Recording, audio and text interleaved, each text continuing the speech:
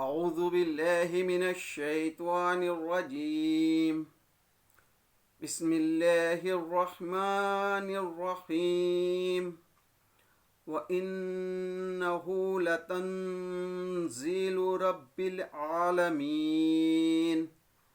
صدق اللہ العظیم۔ عزیز ساتھیوں، دوستوں، بزرگوں، ماؤں، بہنوں، السلام علیکم رحمۃ اللہ وبرکاتہ۔ میں نے ابھی آپ کے سامنے سورہ الشعراء کی 192 نمبر کی آیت تلاوت فرمائی۔ اس سورہ مبارکہ میں 227 آیتیں اور 11 رکوع ہیں۔ آج انشاءاللہ اس کے ہم آخری رکوع یعنی 11ویں رکوع کا حاصل مطالعہ آپ کے سامنے رکھنے کی کوشش کریں گے، جس میں 192 سے 227 نمبر کی آیتیں ہیں۔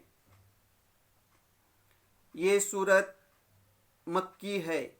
یہ مکے کے اس دور میں نازل ہوئی جب اللہ کے رسول صلی اللہ علیہ وسلم مکے میں دعوت دے رہے تھے، تو مشرکین مکہ آپ صلی اللہ علیہ وسلم پر جو ایمان لا رہے تھے ان کو مار رہے تھے، ستا رہے تھے، یہاں تک کہ مکے میں رہنا مشکل ہو گیا تھا۔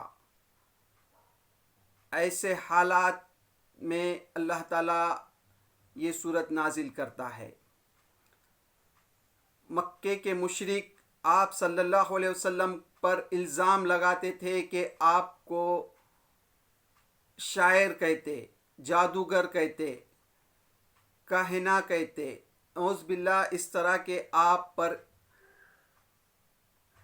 الزامات لگاتے تھے کہ ان پر جو ہے کوئی جین ہے جو یہ کلام لے کر آتا ہے۔ ایسے حالات تھے اس وقت یہ سورت نازل ہوتی، جس میں اللہ تعالیٰ جو ہے اس سورت میں 7 قوموں کے واقعات بیان کرتا ہے۔ اب اس آخری رکوع میں تبصرہ ہے، وہ جو پچھلی قومیں گزری ہیں، موسیٰ علیہ السلام، نوح علیہ السلام، ہود علیہ السلام، لوط علیہ السلام، شعیب علیہ السلام، یہ قوموں کے جو واقعات اللہ تعالیٰ بیان کر رہا ہے کہ دنیا میں جب بھی نبی آئے، رسول آئے، تو ان کی قوموں نے ان کو جھٹلایا، تو اللہ تعالیٰ نے ان کو کس طرح سے دنیا سے نیست نابود کر دیا۔ یہ 7 قوموں کے واقعات پچھلے 10 رکوع میں گزر چکے ہیں۔ اب اس پر یہ آخری رکوع میں تبصرہ بیان کیا جا رہا ہے۔ اس میں اللہ تعالیٰ فرماتا ہے، یہ رب العالمین کی نازل کردہ کتاب ہے، یہ جو کتاب ہے، یہ جو کلام نازل ہو رہا ہے، یہ اللہ کے رسول صلی اللہ علیہ وسلم اپنے دل سے نہیں بلکہ رب العالمین کا نازل کیا گیا ہوا کلام ہے۔ یہ اللہ کے رسول صلی اللہ علیہ وسلم اپنے دل سے یہ باتیں نہیں بتا رہے ہیں آپ کو، بلکہ یہ جو کتاب ہے، یہ جو کلام جو وہ پیش کر رہے ہیں آپ کے سامنے، یہ رب العالمین کی طرف سے ہے۔ اسے لے کر تیرے دل پر امانت دار روح اتری ہے، یعنی یہ جو کلام ہے، یہ اس کو لے کر روح یعنی جبرائیل امین کو روح کہا گیا ہے۔ جبرائیل علیہ السلام جو امانت دار ہیں، جو فرشتوں کے سردار ہیں، وہ امانت دار ہیں، وہ لے کر اترے ہیں، وہ لے کر آتے ہیں آپ کے پاس۔ مشرکین مکہ اللہ کے رسول صلی اللہ علیہ وسلم کو کہتے تھے کہ ان پر جو ہے یہ جو کلام پیش کر رہے ہیں، نعوذ باللہ آپ کو کہنا کہتے تھے کہ یعنی کوئی جین آتا ہے، ان کو سکھاتا ہے اور یہ آ کر اس کو بیان کرتے ہیں۔ تو یہاں اللہ تعالیٰ فرما رہا ہے، یہ جو کلام لے کر آ رہے ہیں، یہ جبرائیل علیہ السلام لے کر آتے ہیں، اور آپ صلی اللہ علیہ وسلم کے دل پر اتارتے ہیں، پھر یہ آپ کو پیش کرتے ہیں، یہ آپ کو بتاتے ہیں تاکہ تو ان لوگوں میں شامل ہو جو خدا کی طرف سے متنبع کرنے والے ہیں. یعنی یہ جو کلام لے کر تمہارے دل پر اتر رہے ہیں جبرائیل علیہ السلام، یہ تم لوگوں کو ڈراؤ، یعنی لوگوں کو بتاؤ، یہ کلام سے تم ڈراؤ لوگوں کو. دنیا میں یہ جو لوگ شرک میں مبتلا ہیں تو ان کو اس سے ڈراؤ. صاف صاف عربی زبان میں، اور یہ جو کلام جو ہے صاف صاف عربی زبان کا ہے. یعنی یہ جو محمد صلی اللہ علیہ وسلم کلام پیش کر رہے ہیں، یہ کوئی دوسری زبان میں نہیں بلکہ تمہاری خود عربی زبان میں ہے، تم خود جانتے ہو، اور اگلے لوگوں کی کتابوں میں بھی یہ موجود ہے. یعنی یہ محمد صلی اللہ علیہ وسلم جو کلام پیش کر رہے ہیں، یہ اپنے دل سے نہیں پیش کر رہے ہیں بلکہ جبرائیل علیہ السلام لے کر آتے ہیں. اور یہ ذکر جو ہے پہلے گزری قوموں کے کتابوں میں بھی موجود ہے اور اگلے لوگوں کی کتابوں میں بھی موجود ہے. کیا ان اہل مکہ کے لیے یہ کوئی نشانی نہیں ہے کہ اسے علماء بنی اسرائیل جانتے ہیں؟ کیا یہ نشانی کافی نہیں ہے؟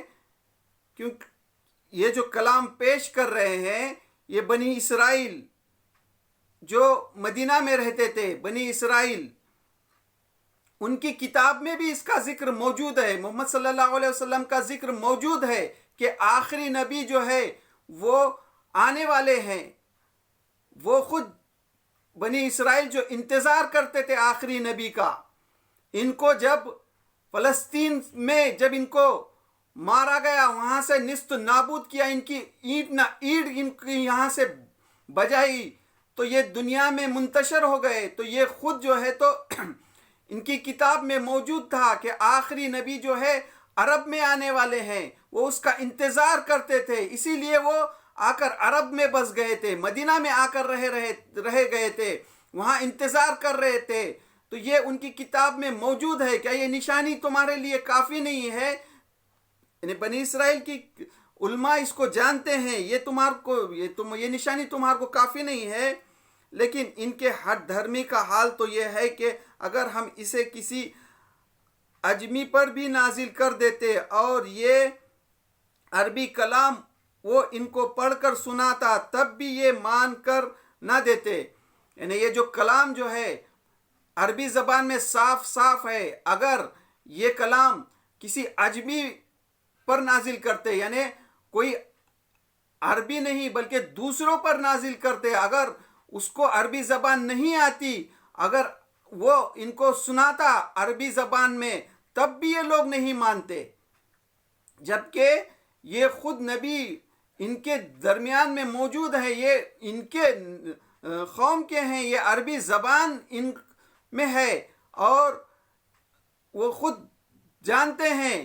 پھر بھی یہ جو ہر دھرم جو ہے یہ انکار کر رہے ہیں. اگر یہ کلام کسی اجمی پر نازل ہوتا اور اجمی کو عربی نہیں آتی اور آ کر یہ جو وہ ان کو سناتے عربی زبان میں یہ کلام، تب بھی یہ لوگ ماننے والے نہیں ہیں.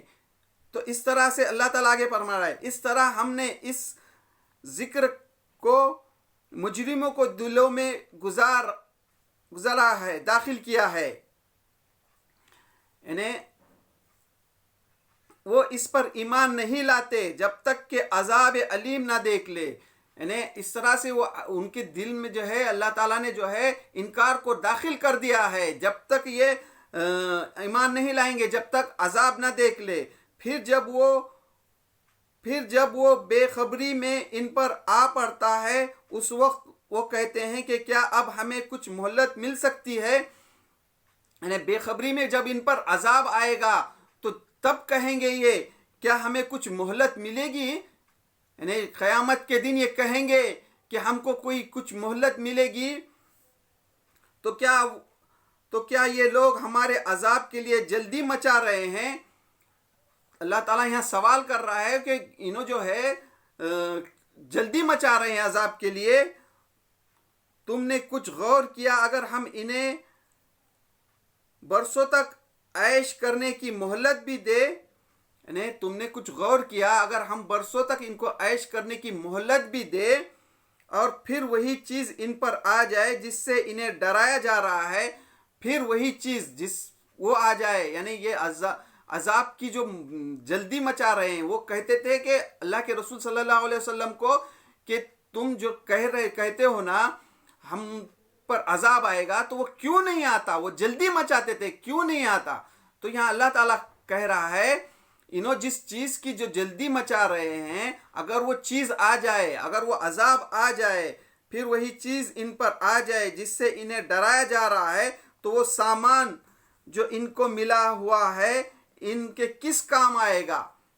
یعنی دنیا میں جو سامان ان کو ملا ہوا ہے, اگر وہ عذاب آ جائے گا تو ان کے کیا کام آئے گا وہ سامان. یعنی انسان کو جب موت آ جاتی ہے تو اس وقت اس کی قیامت قائم ہو جاتی ہے. اگر اس کے پاس ڈھیر سا مال بھی ہو تو بھی اس کے کوئی کام نہیں آتا. یعنی یہ جو جلدی مچاتے ہیں کہ اللہ کے رسول صلی اللہ علیہ وسلم کو کہتے تھے کہ ہم تم کو جو تمہارا انکار کر رہے ہیں, ہم جو تم پر جو لوگ صحابہ ایمان لا رہے ہیں ان کو مار رہے ہیں, ستا رہے ہیں, تو ہم کو اللہ کی پکڑ کیوں نہیں آ رہی, کیوں نہیں آتی. اور جو اللہ کے رسول صلی اللہ علیہ وسلم پر جو غریب لوگ ایمان لا رہے تھے تو ان پر یہ جو ظلم ڈھا رہے تھے, تو یہ کہتے تھے کہ ہم اگر بھٹکے ہوئے ہیں, ہم پر جب اللہ کا عذاب آئے گا تو ہم اتنا ظلم کر رہے ہیں تو ہم پر کیوں نہیں عذاب آتا. ہاں آج بھی یہی حالات ہے. آج بھی جو لوگ ظلم کر رہے ہیں, جو معصوم لوگوں پر ظلم کر رہے ہیں, ساری دنیا میں کسی بھی ملک میں لیجیے آپ, جو لوگ ایمان والوں پر ظلم ڈھا رہے ہیں تو اللہ تعالیٰ نے ان کو ڈھیل دے رکھا ہے. تو اللہ تعالیٰ ایک مدت تک ڈھیل دیتا ہے, خاص کر غزہ کے مسلمانوں کو پر جو ظلم ہو رہا ہے تو اللہ تعالیٰ ڈھیل دے رہا ہے. تو وہ سمجھتے ہیں کہ وہ جو عذاب سے ہم کو جو ڈرایا جا رہا ہے تو وہ عذاب ہم پر کیوں نہیں آتا, جلدی مچا رہے. تو جس وقت ان کی موت قائم ہو جاتی ہے, جب موت کا فرشتہ ان کی روح قبض کرنے آتا ہے, تو اس وقت ایک اینچ بھی ادھر ادھر نہیں ہٹ سکتے. تو اس وقت ان کے پاس ڈھیر سے دولت بھی ہو تو وہ کسی کام نہیں آئے گی. تو یہاں اللہ تعالیٰ فرما رہا ہے جو ان کا مال ہو ان کے کسی کام نہیں آئے گا, کسی کام نہیں آئے گا. دیکھو ہم نے کبھی کسی بستی کو اس کے بغیر ہلاک نہیں کیا کہ اس کے لیے خبردار کرنے والا, حق نصیحت ادا کرنے کو موجود تھا. یعنی اللہ تعالیٰ جو ہے کسی بستی کو جب تک ہلاک نہیں کرتا جب تک اس میں خبردار کرنے والا نبی نہ آئے ہو, یا اس میں ان کو جو ہے تو حق و نصیحت کی دعوت نہ دی گئی ہو, اور ہم ظالم نہ تھے. اللہ تعالیٰ جو ہے تو ظالم نہیں تھا. یعنی اللہ تعالیٰ جو ہے جب تک کسی بستی کو ہلاک نہیں کرتا جب تک اس میں کوئی خبردار کرنے والے رسول یا نبی نہ آئے ہو. اس کتاب مبین کو شیاطین لے کر نہیں اترتے.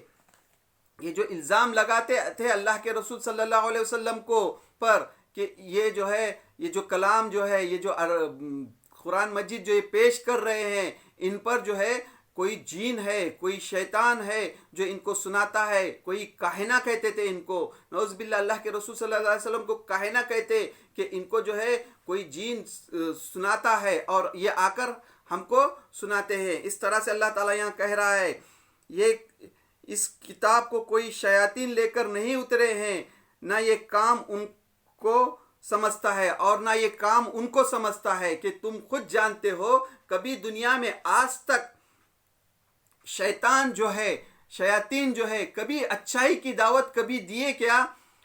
جب سے دنیا بنی ہے تب سے لے کر آج تک، اس وقت بھی جب اللہ کے رسول صلی اللہ علیہ وسلم یہ کلام پیش کر رہے تھے، کبھی شیاطین نے کبھی اچھائی کی دعوت دی کیا؟ برائی سے کبھی روکا کیا؟ یہ ان کا کام نہیں ہے، نہ یہ کام ان کو سمجھتا ہے، اور نہ وہ ایسا کر ہی سکتے ہیں، یعنی جین کبھی بھی ایسا نہیں کر سکتے، شیاطین کبھی بھی ایسا نہیں کر سکتے کہ دنیا سے برائی کو مٹائے اور اچھائی کو پھیلائے۔ یہ کام کبھی بھی شیاطین نہیں کر سکتے۔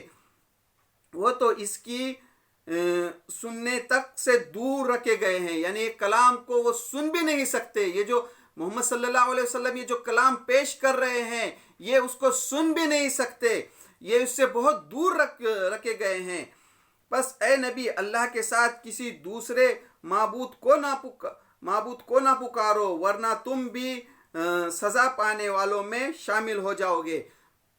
اللہ تعالیٰ جو ہے، دیکھو یہ آیت کتنی خوف زدہ ہے کہ اللہ تعالیٰ اپنے نبی سے کہہ رہا ہے کہ کیا کہہ رہا ہے؟ بس اے نبی، اللہ کے ساتھ کسی دوسرے معبود کو نہ پکارو، اللہ کے سوا جو ہے تو تم کسی دوسرے کو نہ پکارو، ورنہ تم بھی سزا پانے والوں میں شامل ہو جاؤ گے، سزا پانے والوں میں شامل ہو جاؤ گے۔ یعنی کتنی خوف زدہ بات ہے یہ، جو اللہ تعالیٰ اپنے نبی سے کہہ رہا ہے کہ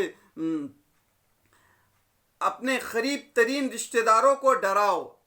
اللہ تعالیٰ کہہ رہا ہے اپنے نبی سے کہ تم جو ہے اپنے قریب ترین رشتہ داروں کو ڈراؤ۔ یہ جب آیت نازل ہوئی تو اس بارے میں مفسرین لکھتے ہیں، اللہ کے رسول صلی اللہ علیہ وسلم جو ہے پہاڑ پر گئے، کوہ صفا پر گئے، اور وہاں سے آواز لگائی، آپ کے خاندان کے ایک افراد کا نام لے کر پکارا، سب کا مخاطب کر کے کہا کہ دیکھو میں جو ہے تم کو ڈراتا ہوں اس آخرت کے دن سے، خبردار تم جو ہے دنیا میں جو ہے یہ شرک میں مبتلا ہو تو یہ تم کو جو ہے تو جہنم میں لے جائے گا۔ دیکھو میں اللہ کا امانت دار رسول ہوں، تم اللہ کی بات مانو، ایک اللہ کی عبادت کرو، یہ تم سینکڑوں بھوتوں کی جو پوجا کرتے ہو اس سے باز آ جاؤ۔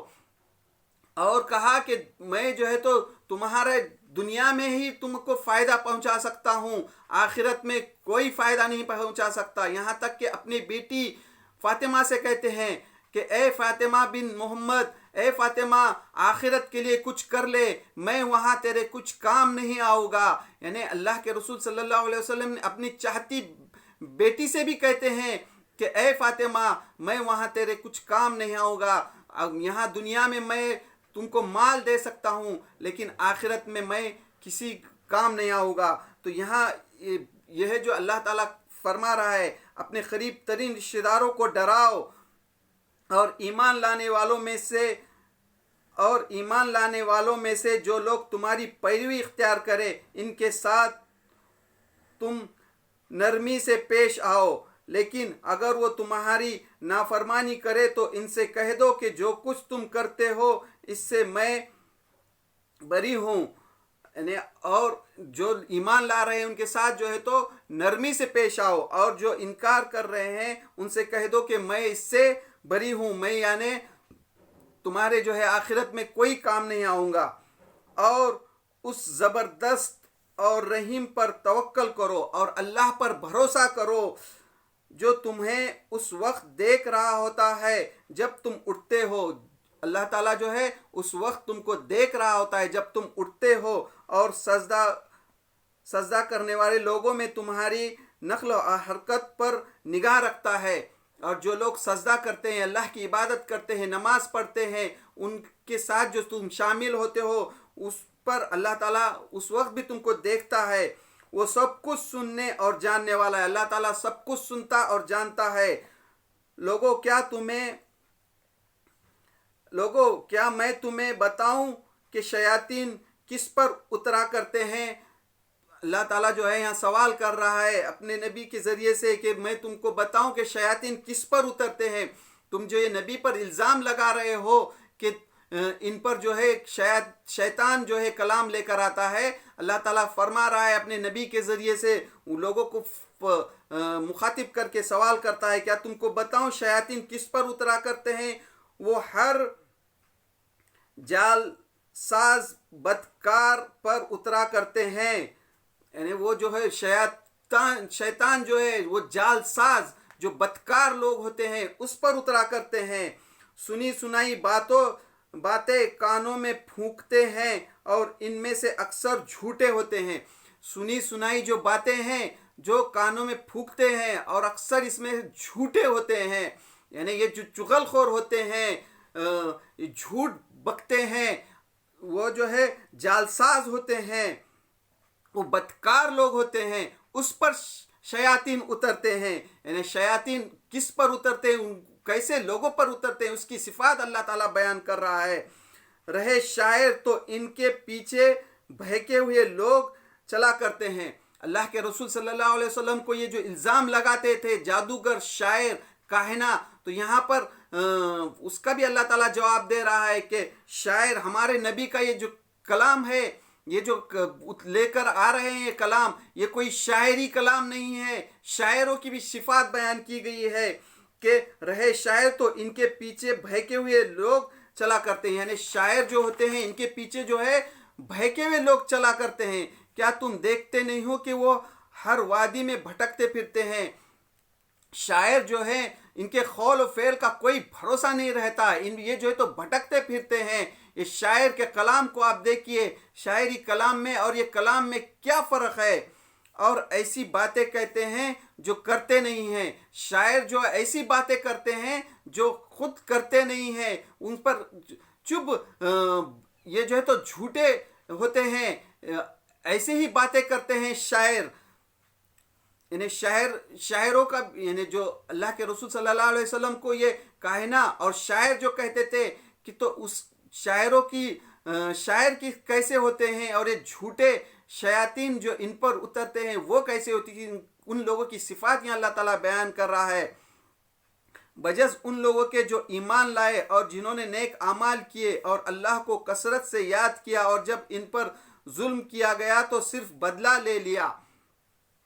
یعنی بجز ایسے لوگ جو ان لوگوں کے جو ایمان لاتے ہیں، جنہوں نے نیک اعمال کیے ہیں. اب جو ہے نیک اعمال جو کیے، جو اللہ کے رسول صلی اللہ علیہ وسلم پر ایمان لائے اور جو نیک اعمال کیے، ان لوگوں کی اللہ تعالیٰ صفات بیان کر رہا ہے. نیک اعمال کیے اور اللہ کو کثرت سے یاد کیا، اور جب ان پر ظلم کیا گیا، نیک اعمال کیے اور جب ان پر ظلم کیا گیا تو صرف بدلہ لے لیا. انہوں نے ان پر جب ظلم کیا گیا تو ان پر صرف انہوں نے کیا کیا؟ بدلہ لیا.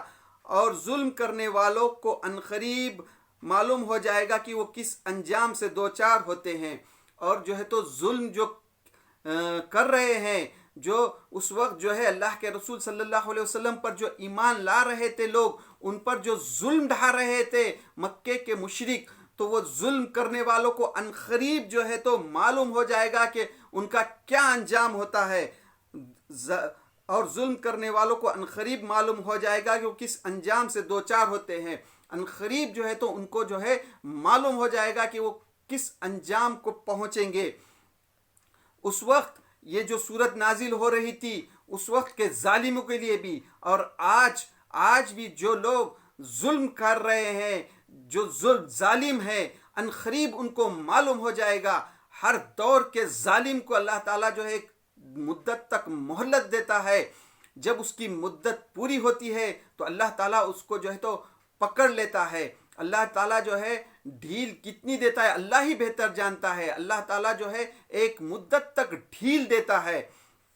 تو اس طرح سے تھا اس آخری رکوع میں جو اللہ تعالیٰ جو ہے یہ جو تبصرہ بیان کر رہا ہے کہ اللہ کے رسول صلی اللہ علیہ وسلم کی تسلی کے لیے جو ہے کہ دنیا میں جو ہے جب بھی رسول آئے، جب بھی نبی آئے، تو ان کی قوموں نے جب ان کا انکار کیا تو اللہ تعالیٰ نے ان کو کس طرح سے پکڑا. تو آج یہ جو مشرکین مکہ جو تم کو جھٹلا رہے ہیں تو ان کو بھی جلد معلوم ہو جائے گا. اور آج بھی دنیا میں جہاں بھی ظلم ہو رہا ہے تو ان کو بھی وہ ظالم کو جلد معلوم ہو جائے گا کہ ظلم کا جو حشر ہے کیا ہوتا ہے، بہت جلد جو ہے ان کو بھی معلوم ہو جائے گا۔ تو یہ تھا اس سورہ مبارکہ کے آخری رکوع کا حاصل مطالعہ جو میں نے آپ کے سامنے رکھنے کی کوشش کی۔ تو اس طرح سے یہ سورت مکمل ہوتی ہے۔ تو انشاءاللہ اب ہم اس کی قرآن مجید کی دوسری صورتوں کا حاصل مطالعہ آپ کے سامنے لائیں گے۔ تو اللہ سے دعا ہے اللہ ہم جو قرآن مجید کو سمجھنے کی کوشش کر رہے ہیں، اس کی سمجھنے میں ہم سے جہاں بھی غلطی ہو رہی ہے اس کو معاف کر دے، اور قرآن مجید کو سمجھ کر عمل کرنے کی توفیق دے۔ وآخر دعوانا الحمدللہ رب العالمین۔